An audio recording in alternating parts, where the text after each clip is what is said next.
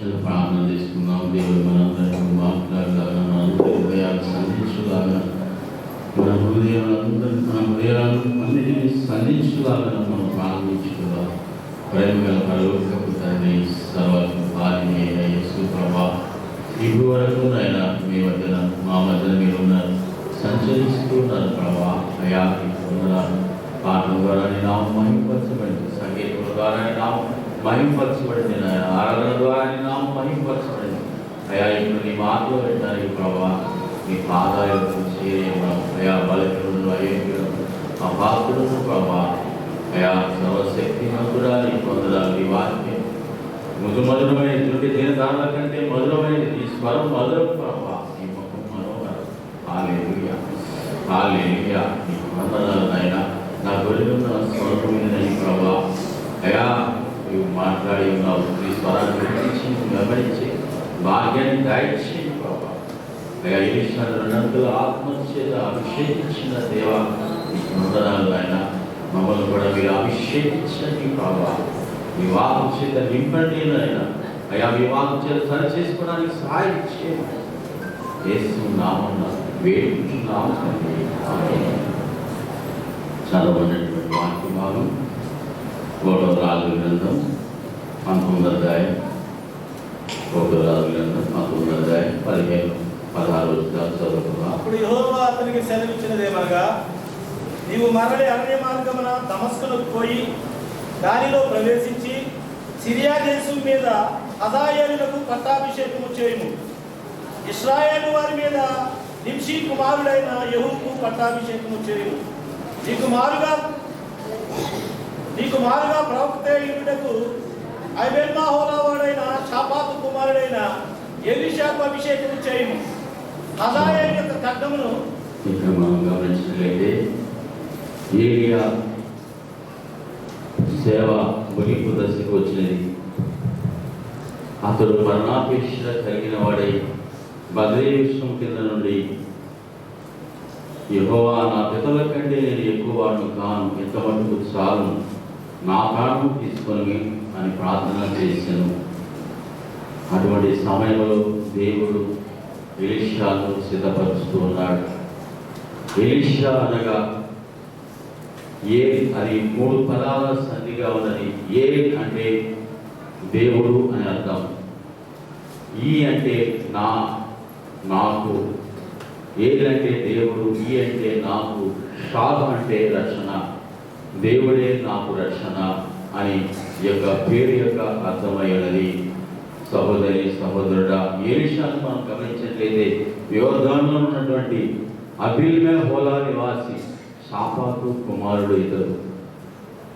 మరి ప్రవక్త అయిన ఏలియా యొక్క సేవ ముగింపు దశకు వచ్చినది.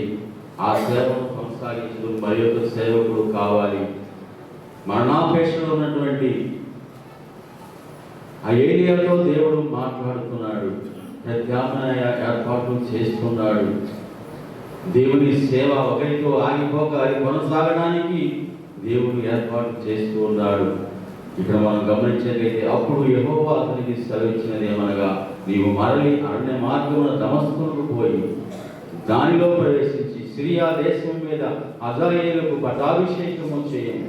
ఇశ్రాయేలు వారి మీద నింషీ కుమారుడైన యెహూకు పట్టాభిషేకము చేయము. నీకు మారుగా ప్రవక్తయులకు అబీల్మెహోలావాడైన షాపాతు కుమారుడైన ఎలీషాకు అభిషేకము చేయము. సహోదరి సహోదరుడా, ఇక్కడ ఏలియా యొక్క సేవ ముగింపు దశకు వచ్చింది.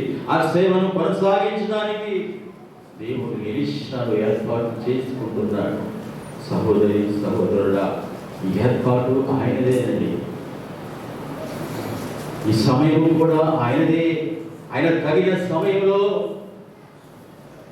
దేవుడు ఆయా వ్యక్తులు వాడుకుంటాడు, సిద్ధపరుస్తాడు. సహోదరి సహోదరుడా, ఆయన సేవకులు ఏర్పాటు చేస్తాడు, పిలుస్తాడు, అభిషేకిస్తాడు.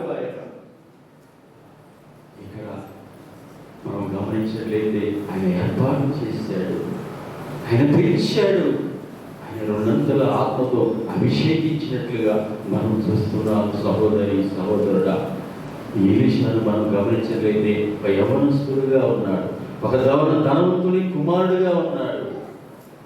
అతని యొక్క భూమి విస్తీర్ణం ఎంత విస్తీర్ణం అంటే 12 అరకల ఎడ్ల చేత దున్నగలిగినంత భూమి కలిగినటువంటి వాడుగా ఉన్నాడు. సహోదరి సహోదరుడా, ఇక్కడ మనం చూస్తున్నాం, ఇక్కడ దేవుడు ఎలీషాను పిలవడంలో గల ముఖ్య ఉద్దేశాలు మనం చూడవచ్చు. ఎలీషా ఏ పరిస్థితుల్లో పిలవబడను, అది మనకు ఆదర్శప్రాయకమైనది, అది మార్గదర్శకమైనది, అది అనుసరణీయమైనది. ఇక్కడ మనం చూస్తే యవ్వన ప్రాయంలో శక్తి సామర్థ్యంలో ఉండగా దేవుడు ఎలీషాను పిలుచుకున్నాడండి. ఎలీషాను పిలుచుకున్నట్లుగా మనం చూస్తున్నాం. ఇక్కడ మనం గమనించినట్లయితే ఎలీషా తల్లిదండ్రులు ఇతర ఉన్నట్లుగా మనం చూస్తున్నాం. భార్య బిడ్డలు ఉన్నట్లుగా మనకు కనబడట్లేదు. కారణం ఏంటంటే ఎవరి సెలవు అడుగుతున్నాడు? ఇక్కడ చూడండి, 19వ అధ్యాయం 18వ వచనం మనం చూస్తే ఇశ్రాయేలు వారిలో బయలునకు మోకాళ్ళవలయు నోటితో వారిని ముద్దు పెట్టుకొనయు ఉండు 7,000 మంది నాకు ఇంకను మిగిలి ఉందురు. ఏలియా అతని నుండి పోయిన తర్వాత అతనికి షాపాతు కుమారుడైన ఎలీషా కనబడాడు. అతడు తన ముందరనున్న 12 అరకల ఎడ్ల చేత దున్నించుచు 12వ అరక తాను తోలుచుండెను. ఏలియా అతని చేరబోయి తన దుప్పటి అతని మీద వేయగా అతను ఎడ్లను విడిచి ఏలియా వెంట పరిగెత్తి, నేను పోయి నా తల్లిదండ్రులను ముందు పెట్టుకుని తిరిగి వచ్చి నిన్ను వెంబడించదని చెప్పి అతన్ని సెలవడుగా ఏమంటున్నాడు? నా తల్లిదండ్రులను ముందు పెట్టుకుని నేను సెలవు తీసుకుని రావాలి. అందుకు అనుమతి ఎలీషాను ఏలియాను అడుగుతున్నట్లుగా మనం చూస్తున్నాం. సహోదరి సహోదరుడా, అంటే ఇంకా వివాహం కాలేదు, తండ్రి అయితే ఉంటున్నాడు, మంచి యవనస్తులుగా కనబడుతున్నట్లుగా మనం చూస్తున్నాం. సహోదరి సహోదరుడా, యవనుడు బలము గలవాడు, కష్టపడి పనిచేయవాడు. దేవునికి మరి యవనులు అవసరమైనది. యవన కాలంలో యెహోవా కార్యం మోయడం నరునికి మేలని దేవుని వాక్యం హెచ్చరిస్తుంది. దావీదు కీర్తన 127:4-5 వచనాలు చూస్తే, యవ్వన కాలమున పుట్టిన కుమారులు బలవంతుని చేతిలో బాణముల వంటి వారు, వారితో తన అమ్ముల పనిని నింపుకునేవాడు ధన్యుడు. అట్టి వారు సిగ్గుపడక గుమ్మములో తమ విరోధులతో వాదించుదురు. యవ్వన కాలమున పుట్టిన కుమారులు, యవ్వన కాలంలో రక్షణ పొందినటువంటి ఈ యవనస్తులు బలవంతుని చేతిలో బాణముల వంటి వారు. కుమారుడు కలిగినటువంటి తండ్రి తన అంబుల పనిని నింపుకున్నవాడుగా ఉంటాడంట. సహోదరి సహోదరుడా, ఇక్కడ మనం చూసుకున్నాం. చాలా మంది మనం చూస్తే ఇప్పుడేంటి మనం సేవ చేసేది? ఈ యవన ప్రాయంలో మనం ఏంటి సేవ చేసేది? నాకు చదవాలి, ఉద్యోగం రావాలి, వివాహం కావాలి, నా బిడ్డలు చదివించుకోవాలి. పదవి విరమణ తర్వాతే మీరు ఏమైనా సేవ చేస్తే దేవుని సేవ చేస్తారు అని అనేక మంది అంటూ ఉంటారు. సహోదరి సహోదరుడా, అంటే బలం ఉన్నప్పుడు యవ్వన కాలంలో ఆ బలమంతా మన వరకు ఖర్చు చేసుకొని, లోకము కొరకు మన కొరకు ఖర్చు చేసుకొని 60 సంవత్సరాల తర్వాత పదవి విరమణ తర్వాత ఏం సేవ చేసుకోవాలి? సహోదరి సహోదరుడా, మనం గమనించవలసిన విషయం, బలహీన సమయంలో, వృద్ధాప్య సమయంలో మనం దేవునికి అర్పించుకోవడం అవసరమా? సహోదరి సహోదరుడా, నీవు చదువు చూడగానే, నువ్వు ఉద్యోగం చేయి చూడగానే, నువ్వు పని చేయి చూడగానే సువార్తను ఆరంభించాలి, సువార్త ప్రకటన చేయాలి, వాక్యాన్ని ఎక్కువగా ధ్యానించాలి, ప్రార్థన చేయాలి, ప్రసవమైన పడాలి, గృహాలు దర్శించాలి, సాక్ష్యం ఇవ్వాలి. సహోదరి సహోదరుడా, మన కొరకు మన జీవితానంతా ఖర్చు చేసుకున్న తర్వాత ఇక దేవునికి ఇస్తాం. దేవుని వాక్యం హెచ్చరిస్తుంది, నూతన రాజ్యాన్ని, నా నీతిని వెదకండి. ఈ జీవితంలో మొదటి కాలమైనటువంటి ఎవరి కాలాన్ని నాకు ఇవ్వండి. నా రాజ్యాన్ని, నా నీతిని వెదకండి. అప్పుడు అవన్నీ మీకు అనుగ్రహిస్తానని దేవుని వాక్యం హెచ్చరిస్తుంది. సహోదరి సహోదరుడా, సమూయేలు సమూయేలు ప్రవక్తను దేవుడు బాల్యం నుండి ఎన్నుకున్నట్లుగా మనం చూస్తున్నాం. మోషేను యవ్వన కాలం నుండి దేవుడు ఇశ్రాయేలుకు నాయకుడిగా ఏర్పరచుకున్నాడు. అపోస్తలుడైన పౌలు మంచి యవ్వనంలో పిలుచుకొని గొప్ప సువార్త సేవ జరిగించినట్లుగా మనం చూస్తున్నాం. అనేక పత్రికలు రాశాడు, అనేక సంఘాలను కట్టాడు, సువార్త ప్రకటించాడు. యేసుక్రీస్తు ప్రభువారు కూడా తన యవ్వన కాలాన్ని నీకు నాకు దారపోశారు. తన యవ్వన రక్తాన్ని నీ కొరకు నా కొరకు చిందించారు ఆయన. సహోదరి సహోదరుడా, యవ్వన ప్రాయంలోనే తన జీవితానంతా నీ కొరకు నా కొరకు సమర్పించిన ఆ యేసయ్య కొరకు నువ్వేం సమర్పించుకుంటున్నావు? సహోదరి సహోదరుడా, వృద్ధాప్యంలో సేవిద్దాంలే, ఇవన్నీ అయిపోయిన తర్వాత సేవిద్దాంలే, ఇవన్నీ అయిపోయిన తర్వాత సువార్త ప్రకటిద్దాంలే. అప్పుడు దృష్టి సహకరించదు, చెవులు మందగిడతాయి, వినలేవు. ప్రసంగి గ్రంథము 12వ అధ్యాయంలో ఆ వృద్ధాప్యం గురించి చాలా వివరంగా రాస్తాడు.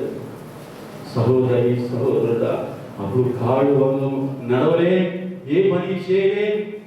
సహోదరి సహోదరుడా, యవ్వన కాలంలోనే ఎలీషా దేవునికి సమర్పించుకున్నట్లుగా మనం చూస్తున్నాం. సహోదరి సహోదరుడా, రెండవదిగా మనం చూస్తే ఏలియా పని చేయించినప్పుడు పిలువబడ్డాడు.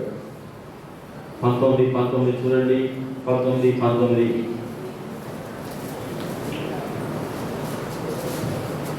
ఏలియా అచ్చట నుండి పోయిన తర్వాత అతనికి షాపాతు కుమారుడైన ఎలీషా కనపడింది. అతడు తన ముందర ఉన్న 12 అరకల ఎడ్ల చేత దుక్కి తినచ్చు 12వ అరక తాను తోలుచుండేది. ఏలియా అతని చేరబోయి అతడు తన ముందర ఉన్న 12 అరకల ఎడ్ల చేత దుక్కి తునిచుచు 12వ అరక తాను తోలుచుండెను. ఎలీషా ధనవంతుని కుమారుడైనప్పటికీ, గొప్ప భూమి విస్తీర్ణము కలిగిన వాడైనప్పటికీ దీనుడుగా కష్టపడి పనిచేయడు వాడిగా ఉన్నాడు. అతిశయపడక కూలి వారితో కలిసి 12వ అరక ఎడ్లను తాను దున్నుచున్నట్లుగా మనం చూస్తున్నాం. దేవునికి దీనులైన వారు కష్టపడి పనిచేయవారు కావాలి. అజాగ్రత్తగా ఉంటే, మనం సోమరులుగా ఉంటే, నిర్లక్ష్యంగా ఉంటే దేవుడు మనం పిలవడు. సహోదరి సహోదరుడా, దేవుడు మనం వాడుకోవాలంటే మన వ్యక్తిగత జీవితంలో కూడా మనం కష్టపడాలి. అందుకనే భక్తుడైన సొలొమోను అంటాడు, చేయటము నీ చేతికి వచ్చిన ఏ పని నేను శక్తి వంచన లేకుండా చేయను. చేయటము నీకు చేతికి వచ్చిన ఏ పనైనా శక్తి వంచన లేకుండా, నీ యొక్క బలాన్ని దాచుకోకుండా, శక్తి వంచన చేయకుండా చేయమని దేవుని వాక్యం హెచ్చరిస్తుంది. సహోదరి, మన శరీర సంబంధమైన ఉద్యోగాల్లో, పనుల్లో మనం నమ్మకంగా ఉన్నప్పుడు దేవునికి కూడా నమ్మకంగా మనం ఉండగలం. సహోదరి సహోదరుడా, ఒక పాట పాడండి, యవ్వనస్తుల పాట.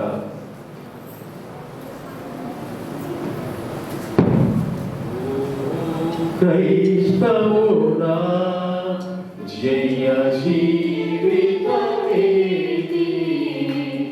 జల్లించెను సాతాను జారిదివే మరి వేసారిదివే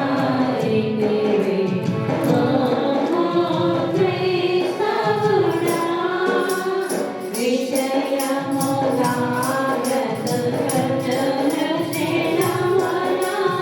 Thank you.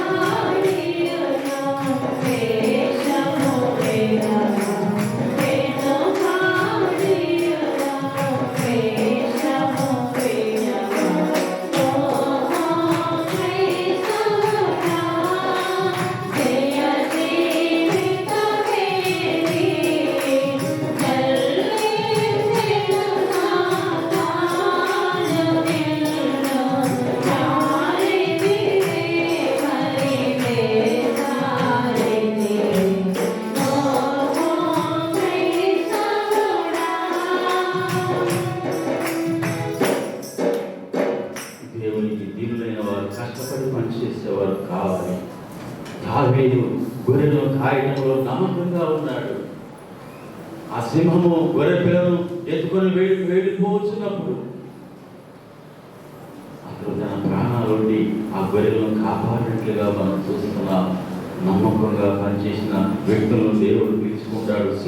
సినాయి అరణ్యంలో మరి మోషే గొర్రెల కాపరిగా ఉన్నప్పుడు దేవుడు మరి ఇశ్రాయేలుకు నాయకుడిగా చేసినట్లుగా మనం చూస్తున్నాం. ధాన్యము తొలగొడుచుకున్న గిద్యోనును పిలిచి ఆ గిద్యోను చేత మిద్యానీయులను అణగదొక్కించినట్లుగా మనం చూస్తున్నాం. పశువులు మేపుతున్నటువంటి ఆమోసును పిలిచి ప్రవక్తగా ఆయన ప్రవక్త పని అప్పగించాడు. ఇక్కడ కూడా ఎలీషా మరి వ్యవసాయం చేసుకొచ్చుండగా, కష్టపడుచుండగా దేవుడు అతని కష్టాన్ని చూశాడు, అతని నమ్మకత్వాన్ని చూశాడు. దేవుడు పిలుచుకున్నట్లుగా మనం చూస్తున్నాం. సహోదరి సహోదరుడా, అలాగే జాలను పిలుచుకున్నాడు. మనం ఎన్నో విషయాలు మనం చూడవచ్చు. సహోదరి సహోదరుడా, మనకి ఏదైతే వరాలు ఉంటాయో ఆ వరాలు దేవుడు వాడుకుంటాడు. ఒకప్పుడు మనం టీచర్గా పనిచేస్తే వాక్యాచాతుర్యాన్ని కలిగి ఉంటే, జ్ఞానాన్ని కలిగి ఉంటే, బోధించే తలాంతులు కలిగి ఉంటే, పాటలు పాడే తలాంతులు కలిగి ఉంటే, సంగీత వాయిద్యాలు వాయించే పరిచయలు కలిగి ఉంటే, రక్షణ పొందిన తర్వాత దేవుడు ఆ యొక్క తలాంతులను పరిశుద్ధపరిచి దేవుని కొరకై ఆయన ఆ వరాలను వినియోగించుకుంటాడు, ఆ తలాంతులు వినియోగించుకుంటాడు. అంత మాత్రమే కాదు, ఇంకా పరిశుద్ధాత్మ వరాలను అనేకమైన వాటిని ఆయన అనుగ్రహించి వాడే ఉన్నాడు. సహోదరి సహోదరుడా, మనం మన శరీర సంబంధమైన పనిలో కూడా నమ్మకంగా ఉండాలి. సహోదరి సహోదరుడా, ఇక్కడ ఎలీషా మరి పిలువబడినప్పుడు సంపూర్ణంగా సమర్పించుకున్నట్లుగా మనం చూస్తున్నాం. 19:20 చూడండి. ఏలియా అతను చేరబోయి తన దుప్పటి అతని మీద వేయగా అతను ఎండను విడిచి ఏలియా వెంట పరిగెత్తి, చేరిపోయి నా తల్లిదండ్రులు ముద్దు పెట్టుకొని తిరిగి వచ్చి నేను వెంబడించదనని చెప్పి అతను చేరబోయి తన దుప్పటి అతని మీద వేయగా అతను ఎండను విడిచి, ఆ దుప్పటి ఎప్పుడైతే తన మీద వేసాడు, దేవుడు నన్ను పిలుచుకున్నాడు, దేవుడు నన్ను ఏర్పాటు చేసుకున్నాడు అని ఎలీషా గ్రహించాడు. సహోదరి,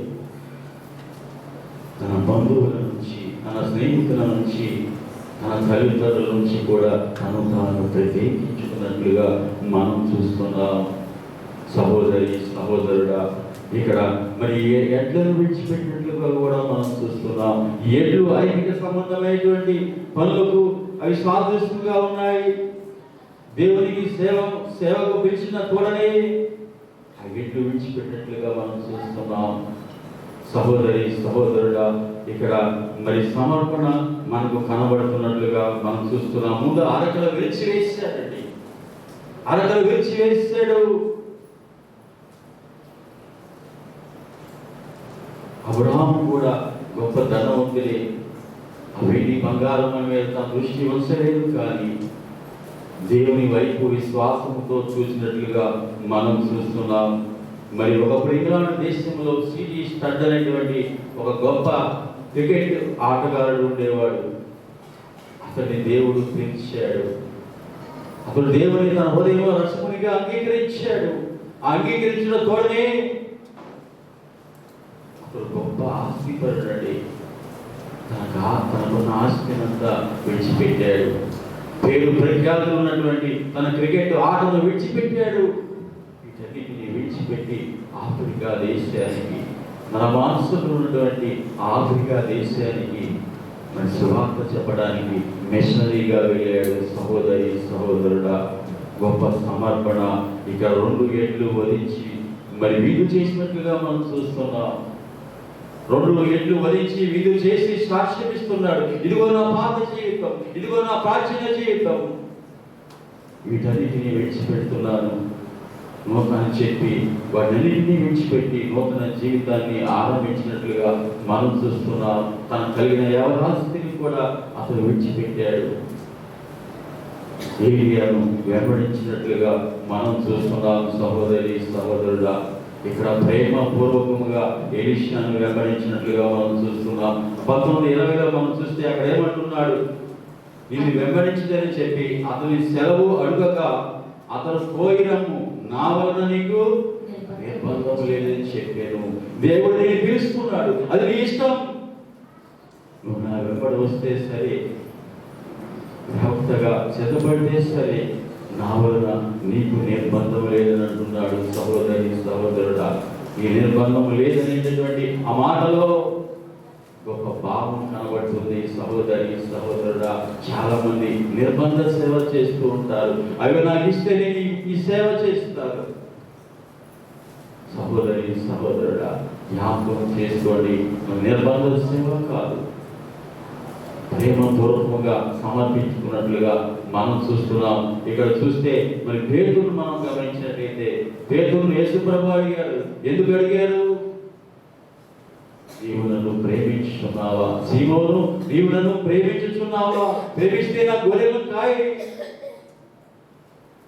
సహోదరి సహోదరుడు, తను తాను సమర్పించుకున్నట్లుగా, ప్రేమపూర్వకముగా తను తాను సమర్పించుకున్నట్లుగా మనం చూస్తున్నాం.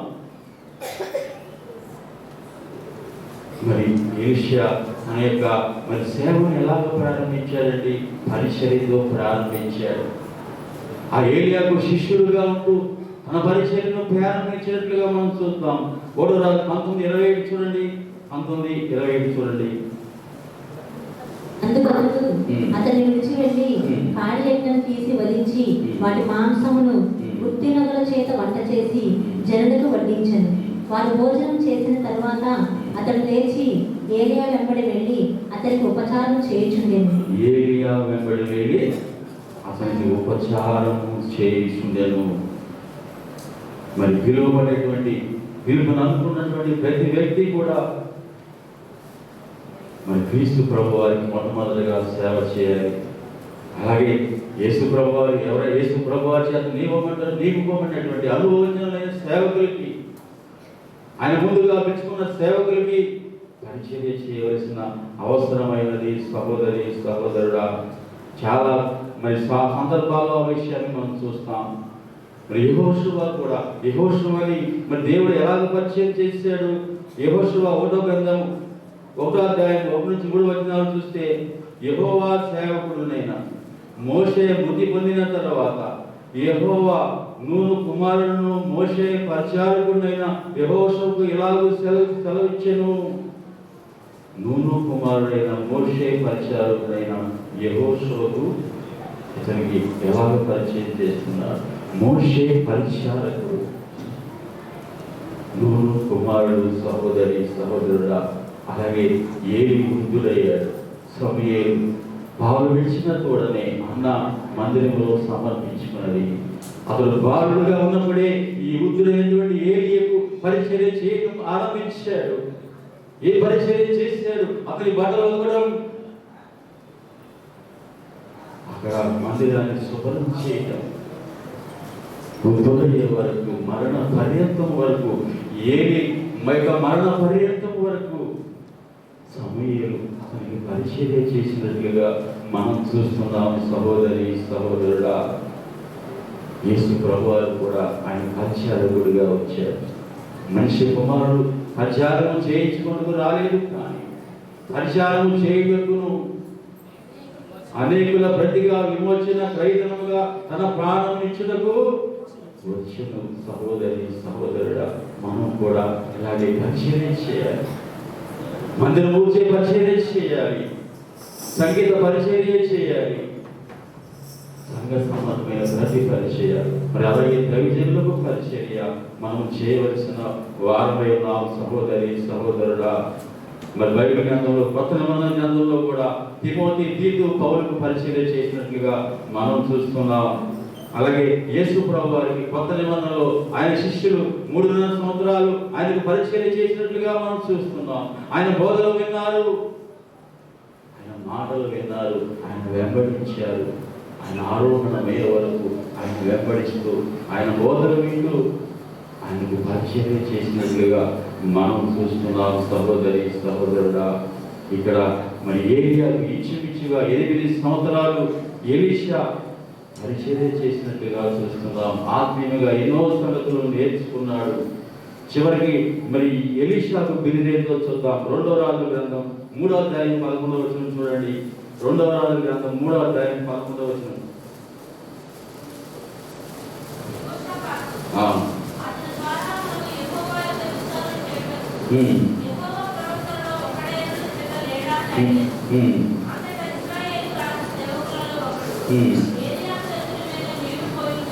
ఏలియా చేతుల మీద నీళ్లు పోయించి వచ్చిన షాఫాతు కుమారుడైన ఎలీషా.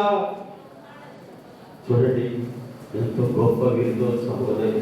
ఏలియా చేతుల మీద నీళ్లు పోయించి వచ్చిన షాఫాతు కుమారుడైన ఎలీషా ఎంత గొప్ప పరిచర్య చేశాడండి. సహోదరి సహోదరుడా, మనం కూడా పరిచర్య చేయాలి. మీలో గొప్పవాడై ఉన్న గొప్పవాడు పరిచర్య చేయాలని, పరిచారకుడుగా ఉండాలని యేసు ప్రభువారు సెలవిచ్చారు. చాలా మంది నామోషిగా ఉంటారు, చాలా చులకనగా మరి ఫీల్ అవుతారు.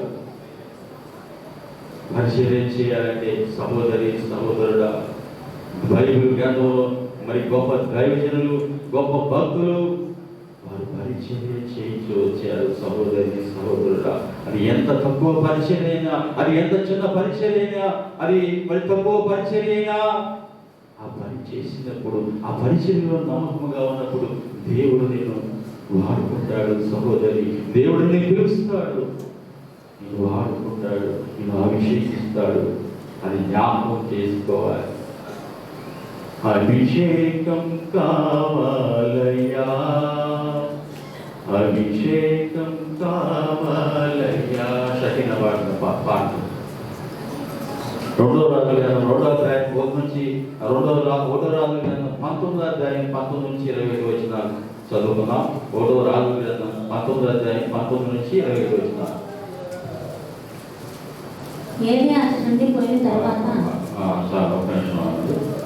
రెండవ రాజులు 2వ అధ్యాయం 9-10 వచనాలు. రెండవ రాజులు 2వ అధ్యాయం 9-10 వచనాలు. నేను నీ వద్ద నుండి తీయబడకూడదు, నీ కొరకు నేనేమి చేయకూడదో దాన్ని నడుమని చెప్పగా, ఎలీషా నీకు కలిగిన ఆత్మలో 2 పాలు నా మీదకి వచ్చినట్టు దయచేయమనను. అందుకతడు నీవు అడిగినది కష్టతరముగా ఉన్నది, అయితే నీ వద్ద నుండి తీయబడినప్పుడు నేను నీకు కనబడిన ఎడల ఆ ప్రకారం నీకు లభించును, కనబడిన ఎడల అది కాకపోవునని చెప్పాను.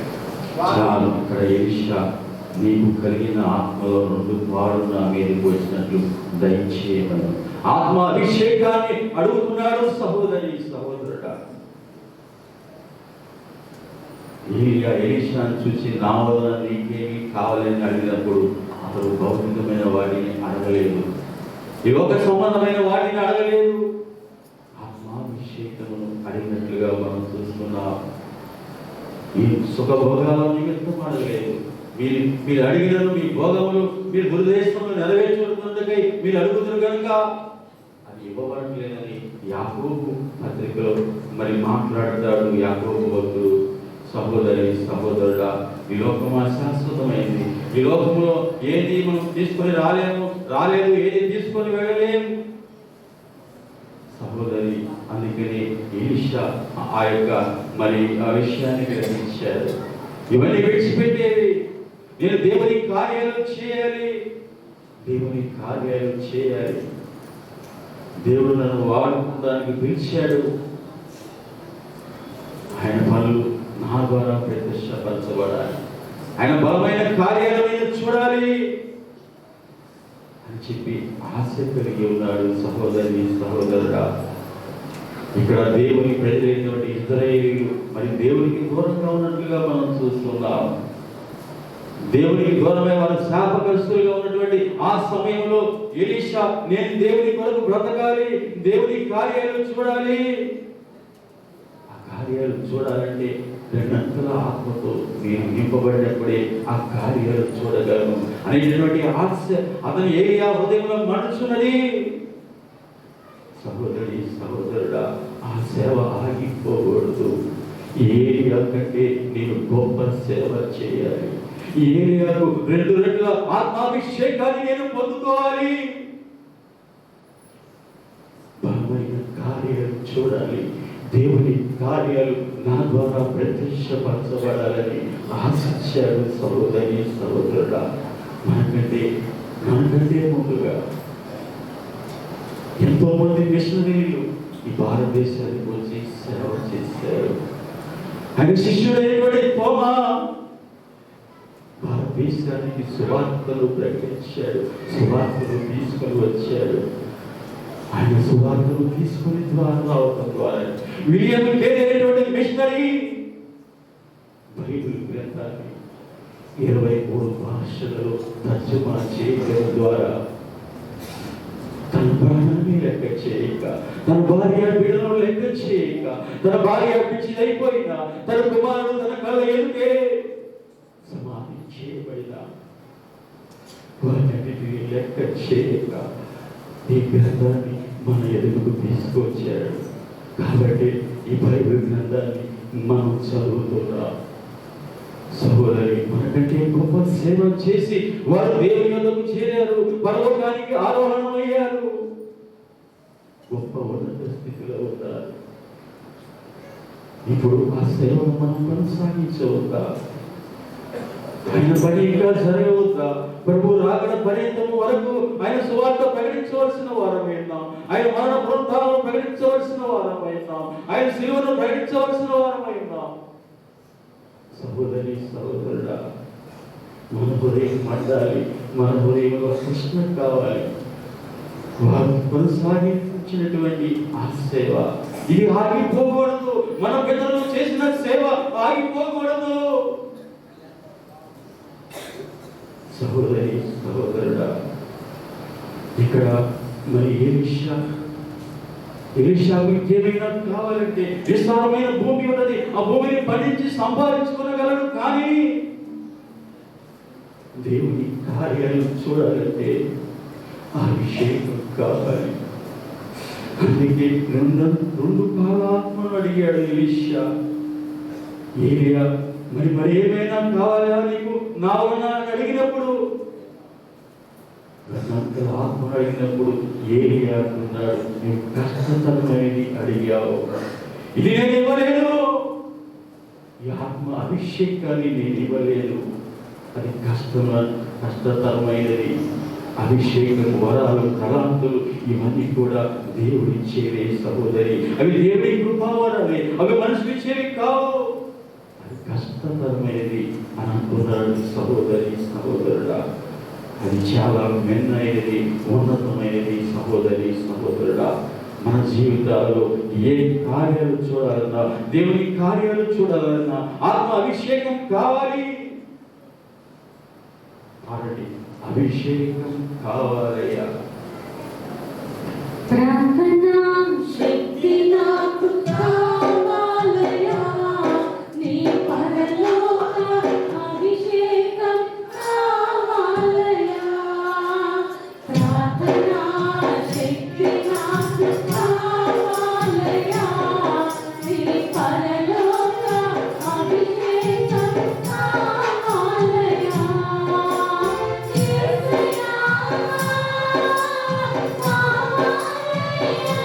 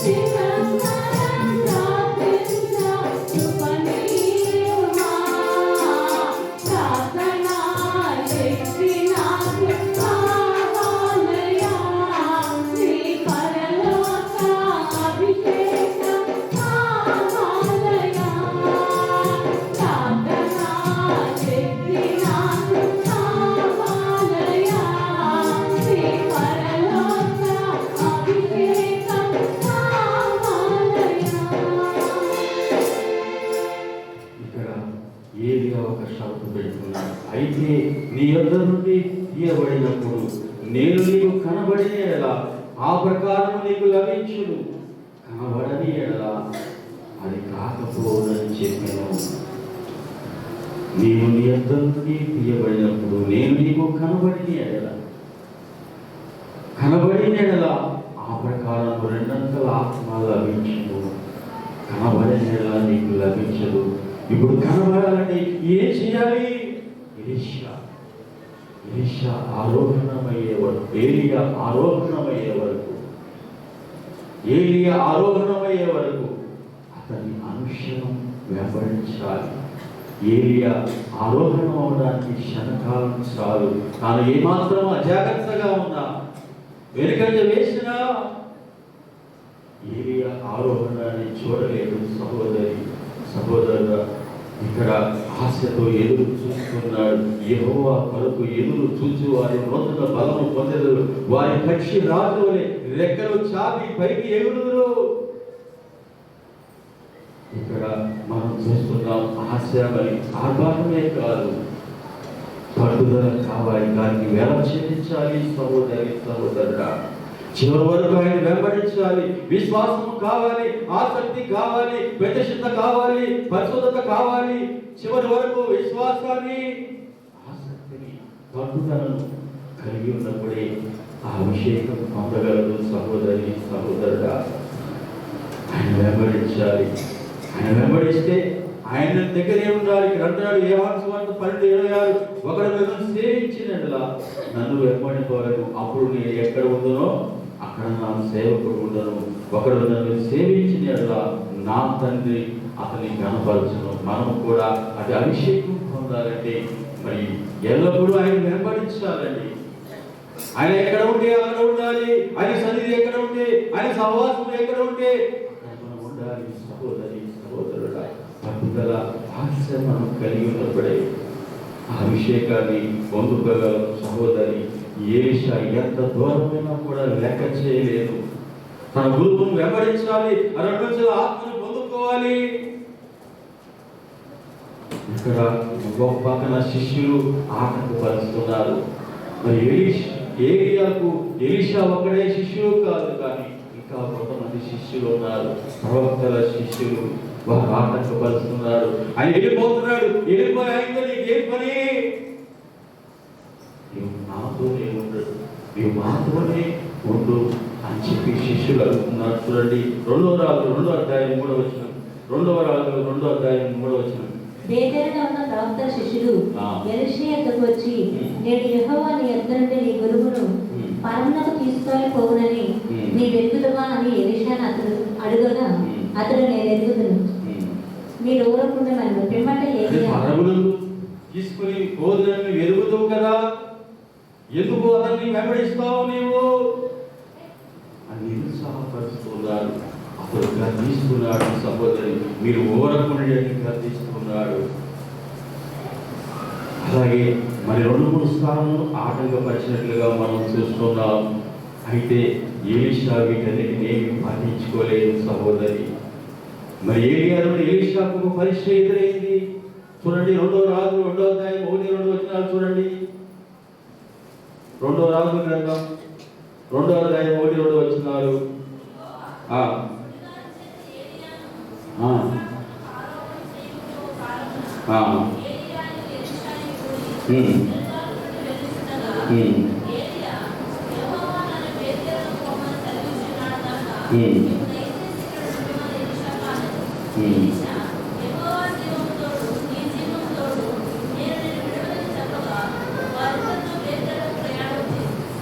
మనం చూస్తే దేవుడు నన్ను బేతేలుకు వెళ్ళమని నాకు సెలవిస్తున్నాడు. నేను బేతేలుకు సాగిపోతాను, నువ్వు ఎక్కడే ఉండు అంటున్నాడు. ఏలియా పరీక్షిస్తున్నాడు. అతని పట్టుదలను పరీక్షిస్తున్నాడు. అతని ఆశను పరీక్షిస్తున్నాడు. సహోదరి, యెహోవా జీవం తోడు, నీ జీవం తోడు. నేను నిన్ను విడవను, నువ్వు ఎక్కడికి వెళితే అక్కడికి వస్తాను. బేతేలులో ఇలాగనే అన్నాడు, గిల్గాలులో ఇలాగనే అన్నాడు, 4 మజిలీలోనే ఇలాగే అంటున్నట్లుగా మనం చూస్తున్నాం. సహోదరుడా, అయితే మరి ఆ ఎలీషా ఏలియాను విడిచిపెట్టలేదు. ఏలియా ఎక్కడికి వెళ్తే అక్కడికి వెళ్ళాడు. అది ఎంత దూరమైనా, అది ఎంత భారమైనా అతని వెంబడించినట్లుగా మనం చూస్తున్నాం సహోదరి. అతని విశ్వాసం, అతని పట్టుదల ఎలా ఉన్నదంటే యాకోబు పెరుగులాడినట్లుగా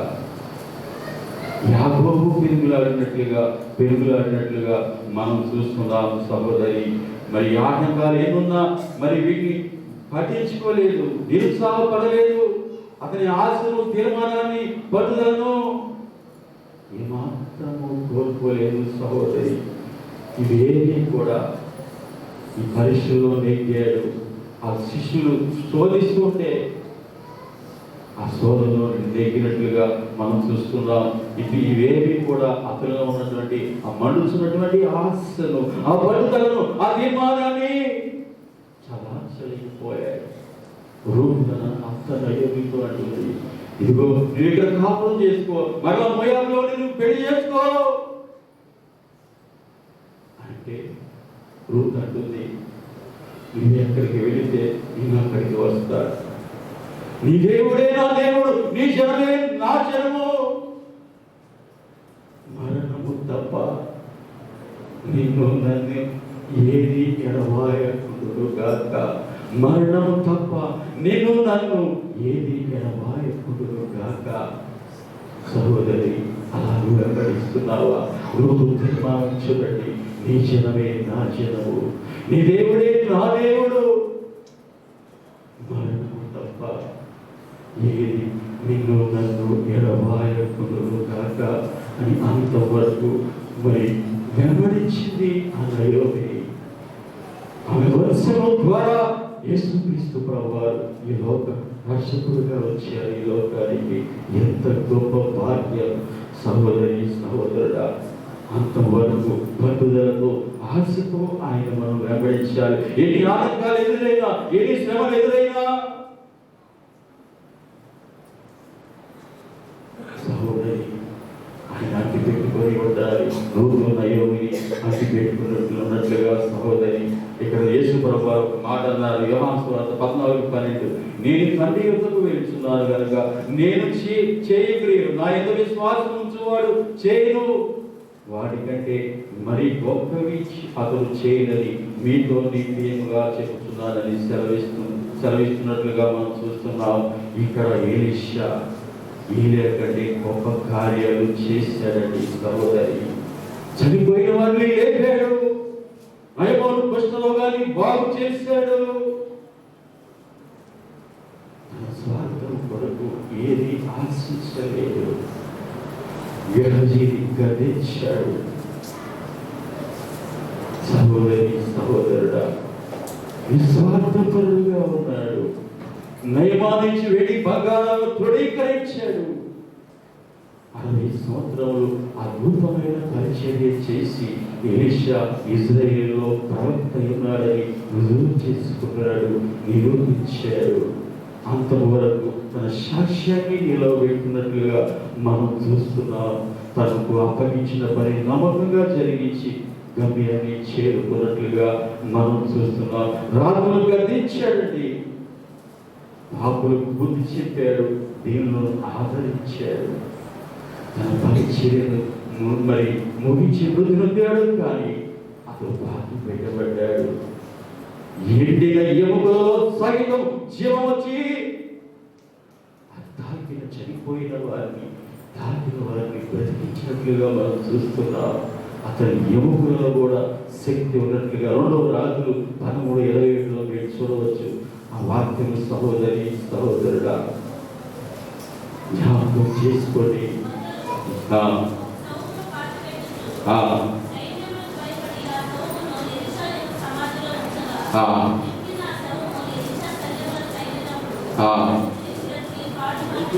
చూడండి,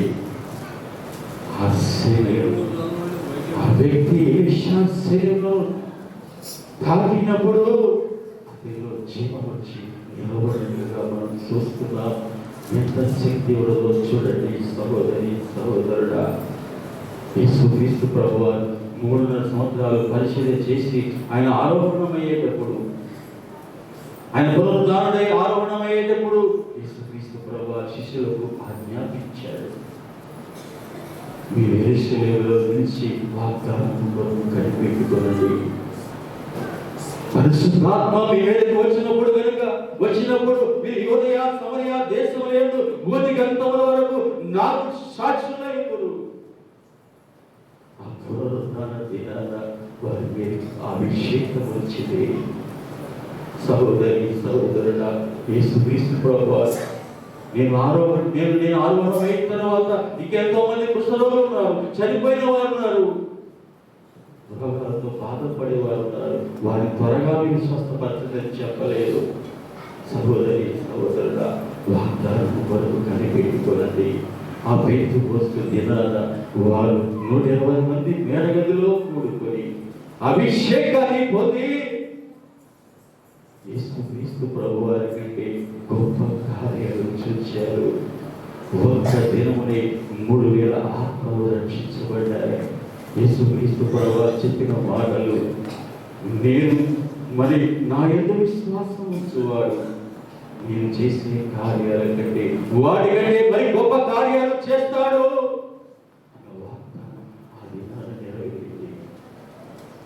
దేవుని కార్యాలు, అద్భుత కార్యాలు, ఆశ్చర్య కార్యాలు, దేవుని సేవ పరిచర్య చేయాలంటే ఆత్మ అభిషేకం కావాలి. సహోదరుడా, మనం కూడా యేసుక్రీస్తు ప్రభువారికి ఉన్నటువంటి అభిషేకాన్ని మనం పొందుకుందాం. సహోదరుడా, మనం పొందుకోవాల్సిన అవసరమైనది. ఆనాడు శిష్యులు పొందుకున్నటువంటి అభిషేకం ప్రపంచమంతా సువార్తను ప్రకటించేటట్లు చేసింది. ఆ సువార్త ప్రకటించి దేనికి లేక చేయక 10 మంది శిష్యులు సాక్షులు అయిపోయారు.